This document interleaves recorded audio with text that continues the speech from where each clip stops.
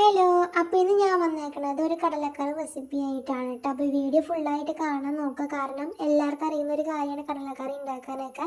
പക്ഷേ പലരും പല രീതിയിലാണ് കടലക്കറി ഒക്കെ ഉണ്ടാക്കുന്നത്, എല്ലാ കറികളായാലും. അപ്പോൾ ഇന്ന് ഞാൻ എങ്ങനെയാണ് ഈ ഒരു കടലക്കറി ഉണ്ടാക്കണതെന്ന് നിങ്ങളെല്ലാവരും എൻ്റെ വീഡിയോ ഫുള്ളായിട്ട് കാണാൻ നോക്കുക.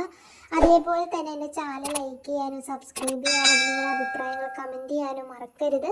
നമുക്ക് എങ്ങനെയാണെന്ന് നോക്കാം.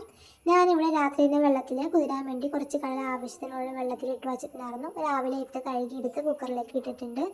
അതേപോലെ തന്നെ അതിലേക്ക് കുറച്ച് ചുവന്നുള്ളി ഇട്ട് കൊടുത്തിട്ടുണ്ട്. 2-3 കഷ്ണം ചുവന്നുള്ളി ഞാനത് അരിഞ്ഞിട്ട് കൊടുത്തിട്ടുണ്ട്.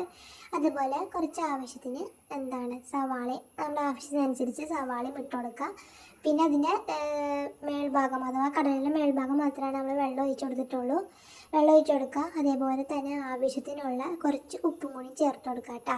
ഉപ്പ് കൂടിയും ചേർത്ത് കൊടുത്ത് നല്ലപോലെ ഒന്ന് മിക്സ് ചെയ്തതിന് ശേഷം നമുക്ക് ഒരു 6-7 വിസിലടിക്കുന്ന വരെ നമുക്ക് ഒന്ന് വെയിറ്റ് ചെയ്യാം.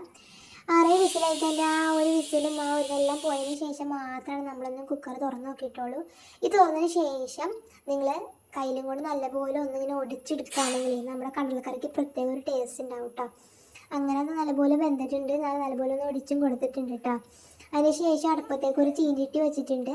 ആ ചീഞ്ചട്ടിയിലേക്ക് കുറച്ച് വെളിച്ചെണ്ണ ഒഴിച്ച് കൊടുത്തിട്ട് ചൂടായതിന് ശേഷം ആ കടുക് ഇട്ട് കൊടുക്കുക. ആവശ്യത്തിന് കടുക് ഇട്ട് കൊടുക്കുക. പിന്നെ ഇതിലേക്ക് ഞാൻ മുളക് പൊടി, മഞ്ഞൾപ്പൊടി, മല്ലിപ്പൊടി, അതേപോലെ തന്നെ ഇറച്ചി മസാല ഉണ്ടല്ലോ, അതും കുറച്ച് ഇട്ട് കൊടുത്തിട്ട് നല്ലപോലെ മിക്സ് ചെയ്തിട്ടുണ്ട് കേട്ടോ.